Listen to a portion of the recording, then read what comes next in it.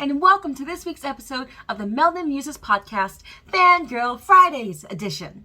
Today, we will talk about the top 5 quotes and life lessons that I've learned from one of my favorite animes, Assassination Classroom. Remember to like, subscribe, and hit that little notification bell down below in order to stay updated on all of our future episodes. Let's get started. Bye! Hey everyone, welcome to our Fangirl Fridays special, where we talk about all things nerdy. From anime to movies to music galore, we're here to share our thoughts, opinions, and most of all, share our love and passion for all things nerdy. We hope you enjoy the show. Oh, hello there.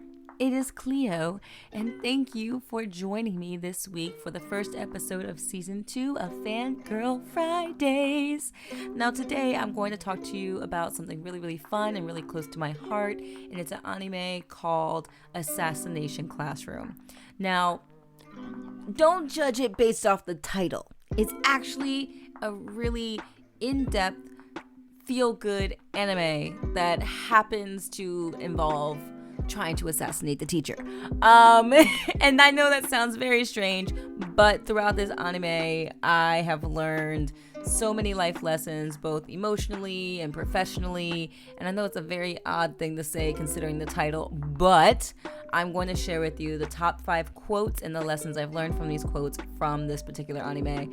And hopefully that can encourage you and push you in the right direction to maybe just check out a few episodes, you know? So before we begin, I do want to give you an overview of what this anime is about for those who are not familiar with it. So essentially this giant alien looking thing, he's like a yellow octopus who's like 6'2", and he had destroyed 75% of the moon, leaving it in a permanent crescent shape. So he basically just blew the joint up, right? And he tells the government randomly, he's like, yo, I just destroyed most of your moon, so now you can see how powerful I am. Well, if you don't do what I say, I'm just gonna blow up the earth.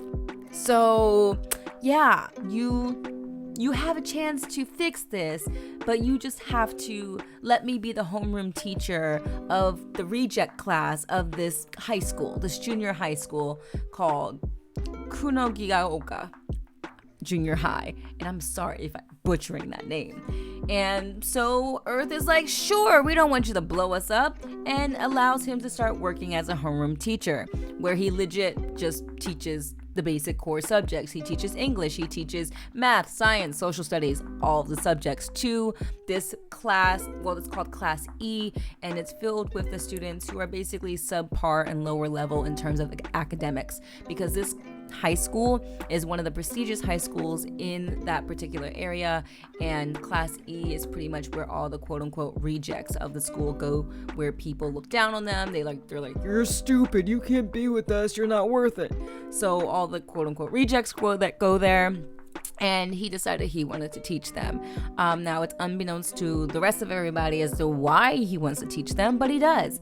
So the government allows him to do it, and they give him they promise anyone a reward of 10 billion yen, which equates to $100 million in US dollars, to the students of that class. They said, hey, if you can kill your teacher within a year, we'll give you $100 million. And so the whole purpose of the anime is this school of junior high school students who are making it a point to try and learn how to assassinate this almost even invincible creature, all the while learning the basic subjects and the basic curriculum from this guy.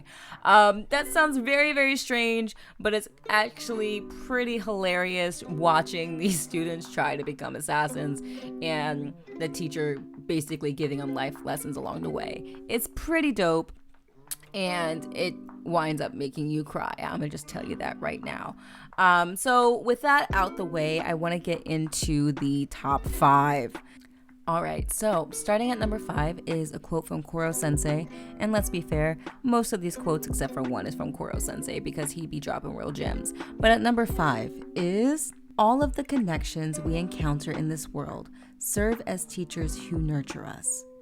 Now I chose this quote because it just really speaks the truth in the sense of everybody that we meet in this world, be it for 2 seconds, be it for 5 minutes, be it for 10 or 20 years, everyone comes into our lives, for a particular reason, whether it's to teach us patience, whether it's to teach us kindness, or whether it teaches us to be a better person. Even if a person was super rude or super mean to you, like not excusing what they did, but it can also teach you empathy. Almost like, I wonder what could be happening to this person that is motivating them to act like that. They must have been through some real pain for them to be lashing out and inflicting that pain on someone else. Because hurt people hurt people. Or you end up bumping into someone at the train station and they randomly help you pick up something you dropped because your hands were filled. That was a moment of kindness. Their purpose was to help you out, So everyone who we encounter has the opportunity to change our lives, be it so small that we barely notice or super big that it completely changes our life forever. And I think that's something that we tend to forget, and something that we should remember. You never know who you're going to meet. So treat everyone with kindness, treat everyone fairly, and be grateful for the people who come in and out of your life. Number 4, please remember that there are times to take someone's hand and lead them along, but also times when you must be stern and let them fend for themselves. Now, this quote really, really hits home in more ways than one, but I won't go into that right now. But overall, I just gotta say, this applies to a lot of the spectrum. This can apply to those who are parents who tend to coddle their children and wanting to keep them in the bubble. This can cater to those who are super overprotective of their friends or family members that are super overprotective of like their cousins or aunts, uncles, whatever. Or this can even pan out to bosses micromanaging or coworkers micromanaging, or this can just apply to pretty much so many different situations, or even partners. Even if you're in a relationship with someone and just like overbearing because you're too concerned about their well-being or that they're incapable of doing it, so you have to do everything. And what this is saying is essentially that as much as we might love someone, as much as we might care about someone or care about something, the more that we coddle someone, the more that we force ourselves upon someone to do things for them rather than allowing them to learn and grow themselves, we could think in our minds and our heart could be in the very most best place ever because, oh my God, I care for you, I want to do this for you. However, being overbearing and overprotective of someone can actually do more harm than good. And I'm sorry, I know this might not be what you want to hear, but it's true. Because the more you coddle someone and not allow them to grow and mature in their own way, the less you are preparing them for the world when, Lord forbid, something happens to you. Because we're not going to be here forever. None of us are. And if you're being super overbearing to your child, super overbearing to your friends or whatever, when something happens to you, and I hope nothing does anytime soon, where's that going to leave them? They're not going to understand how to care for themselves or how to do X, Y, and Z without going through the hard way. All of a sudden, it's like, oh my gosh, how do I handle this? You know what I mean? But if you allow yourself to step back and realize, you know what? This might be difficult for them, but it's not impossible. You take that step back, you allow them to try, and if they fail, let them do their thing. Let them kind of figure it out. But step in when it's absolutely necessary. Not because you try to be like, well, I need to tie their shoes for them because blah, blah, blah, blah, blah. No, allow them to figure that out. And only if it's absolutely necessary, step in.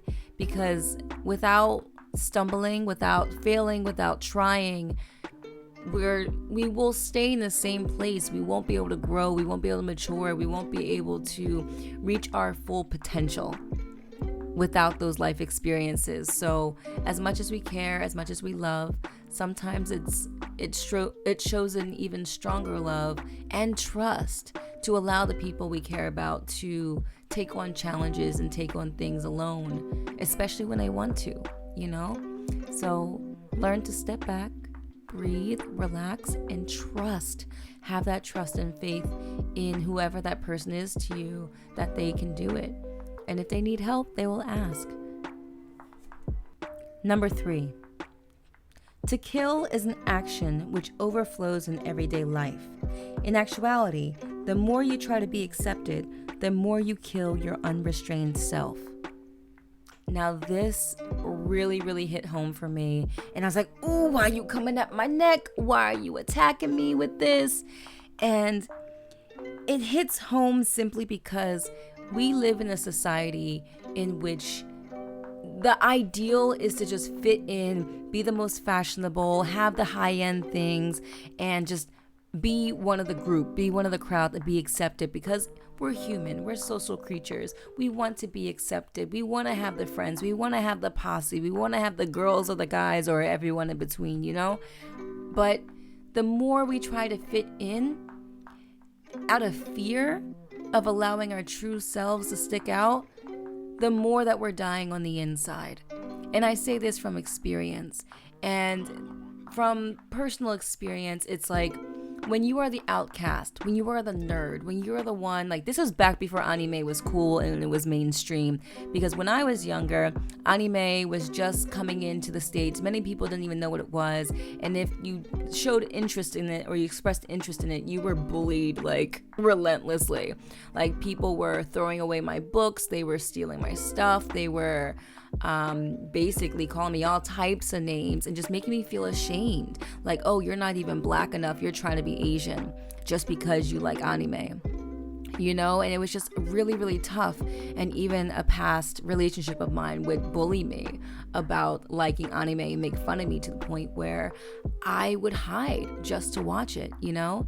And it became such a shame, like a shameful experience, that pretty soon I lost the love and the passion that I used to have for anime. And even now as an adult, I find it like I'm slowly getting back into it, but it's taking a lot of work to process through that shame of like, oh, I can actually enjoy this. There's nothing wrong with that, you know? And I remember for so long, I had gotten so used to being the outcast, being the one who was bullied, the one who people didn't want to spend time with because I was different. I didn't fit the stereotype. I didn't like what everyone else liked. I was the obscure one. So at some point, I remember trying to fit into the crowd. I remember trying to be the person I wasn't, trying to assimilate to whoever was around me so that like, oh my God, will this person like me or will they bully me? And I lost my sense of identity. I lost who I was. And also being told a lot that you don't have your own personality, you can't make your own decisions, oh, you only like this because that person liked this. I was told that often growing up, and it was really detrimental. And pretty soon, I didn't even know who I was. And being 28, now, it took me leaving the country, coming to a different country, being totally isolated and alone, and having my own identity crisis of like, what the heck am I? Who am I? You know what I mean? And it took so much struggle, so much pain, so much journaling and just crying and just trying to figure stuff out to try and find who I was. Because for so long, just like this quote was saying, like, I was just killing myself. Even in past relationships, I was killing myself because normally I'm I'm an energetic and happy person. Be like, hey, let's go somewhere. Let's do something. And woohoo, I love the world. Hey, let's go dance in the street. Or hey, no, not in the street. Let's go dance somewhere where there's music, not in the street. Let's go do all these things. And I would have partners who would tell me, you're too much. Your energy is exhausting. Can't you just calm down? Can't you just be normal? Or do you have to talk to everybody all the time? Why can't you just not talk to people like that? And it was just, or like the romantic stuff isn't real. Or why you're doing too much, like you're living in the fantasy world. Things like that, to the point where I slowly started suppressing and killing myself in order to feel loved. Because it felt like everyone was against me, and it felt like no one understood me unless I killed my personality and lowered it down. And after much needed therapy and surrounding myself with people who actually cared about my well-being and who liked me for who I was, was the time when I actually started to realize, yo, I'm a quirky person and I'm fun to be around. And if you don't like that, well, then you don't got to be in my life. What I encourage y'all other oddballs is learn how to love the person who you are, and the people who are right for you will love you no matter what. Unless you're trying to kill somebody, don't do that. But there is someone out there for everyone, be it romantic, be it platonic, be it close friends. Real friends, real people will be there for you through your ups, through your downs, through your identity crisis moments. And if you feel like you ever have to hide yourself in order to please someone, that's not the right person for you to be around. Because a real friend, a real family member, a place that you can be to thrive will not ask that of you. Let your light shine, let your personality shine, and you will thrive. And you will see a whole new world. And it's scary, trust and believe, but you know what? It's worth it. Number 2, examined from another angle, your faults and weaknesses can be weapons. Now, this quote definitely builds on the last one, the previous quote. And it's interesting because I'll give you an example. An example of this would be someone who tells you that emotions are weak, being sensitive is weak, and you have to be stronger, you have to just get over it and move on with your life and stop dwelling on the past.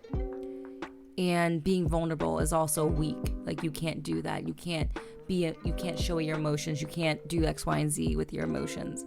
Now, to some people, that can seem nice. That can seem true. It can seem like, of course you can't be emotional. You have to be strong in order to survive in this world, and blah, blah, blah, blah, blah.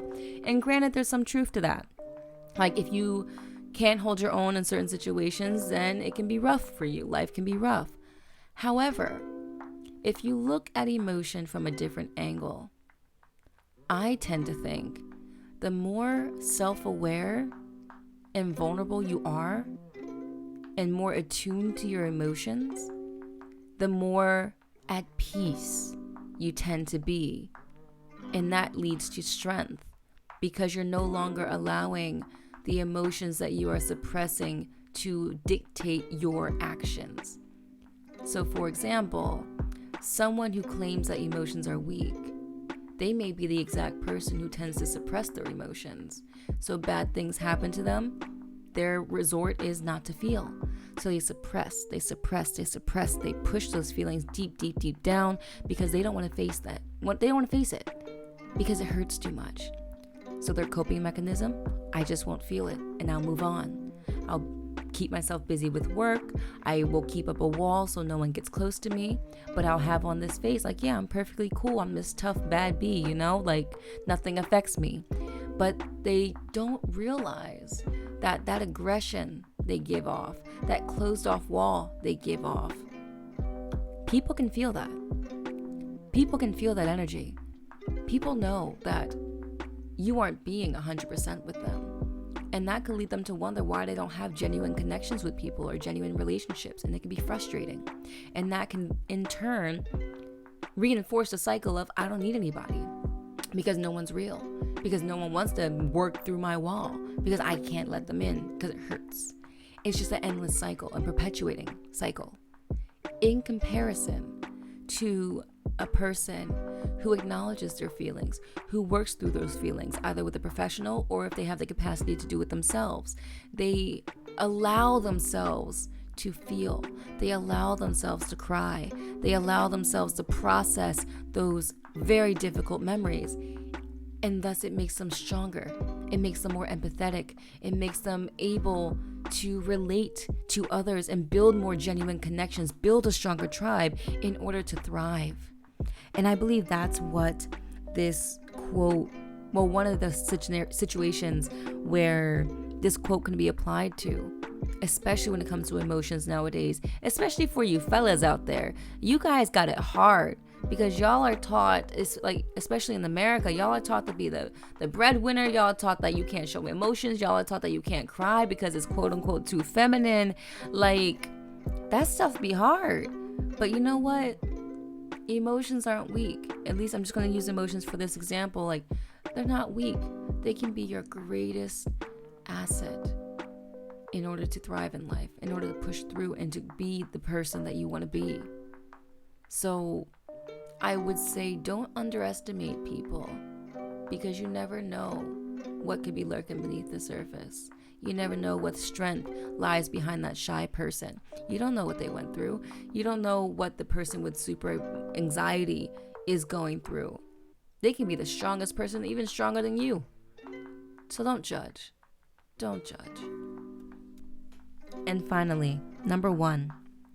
The difference between the novice and the master is that the master has failed more times than the novice has tried. Now, this is like the number 1 quote that you will see from this show. It just rings so many bells, or checks so many boxes, and it can be applicable to so many different things. And I think, in my perspective, it's essentially telling you that everyone is a beginner at some point in time, from Da Vinci to my English is not here, to any of the professional celebrities like Angelina Jolie, or any of the boxers or the fighters that you guys watch in MMA, or just anyone out there was a beginner, and they were quote unquote terrible at some point in time. But you know what? They didn't give up. They kept trying, they kept learning, they kept failing in a sense. Like, their work might not be the best work, but they just kept at it until they just kept getting better. And what it's saying is that the novice, many people tend to not get out of the novice level when it comes to something they start, because many people are afraid to fail. They're afraid of not doing well. They're afraid of not being perfect at it right away. Thus, they end up giving up, and they don't keep trying. They don't fail. They don't try. Whereas the master of something has just kept at it for time and time and time again for years. And even though fear might be present in new challenges for the master, they still push through that fear, and they just try it and say, what the hey, I'm gonna do it. Let's see what happens. And just toss caution to the wind. And that's something I think that many of us need to take into consideration in our lives nowadays, is like many of us, including myself, tend to be afraid of not being good, being afraid of being judged by others for things that aren't perfect. But the thing is, nothing's perfect. No one's perfect. And how are we supposed to learn without making these mistakes? Because it's through our mistakes where we learn how to improve. We learn how to get better, as long as we take the time to reflect upon it. So I encourage you, if you want to try a new hobby, try a new skill, just do it. You want to try dancing? Do it. Don't you be telling me like, oh, well, Cleo, I can't dance, so there's no way I can do it. Y'all, just go for it. As long as you're having fun, that's all that matters. As long as you are enjoying what you are doing, that is all that matters. It don't matter if you can't dance 2 steps. As long as you are having fun, keep at it. And eventually you will see improvement. Same thing with art. For me personally, I still struggle with the idea of, oh my gosh, I want to be better. I'm afraid to draw because it's going to look crappy. But you know what? Bit by bit, I'm learning to just enjoy the process, because if I'm not enjoying the process, how do I expect to improve if I'm just miserable the whole time, if I'm just afraid the whole time? So I encourage y'all, try something new, like something you never thought you would try before. Whether it's picking up an instrument, it doesn't matter how old you are. You can try anything. You can pick up anything that you want and just keep at it. If you find enjoyment from it, great. If you don't like it right away, if you know 100% is not for you, then that's perfectly fine. But if you're just too afraid to try it for not being perfect, oh honey, just give it a shot. because you never know. You might end up finding something that will change your life. So yeah. All right.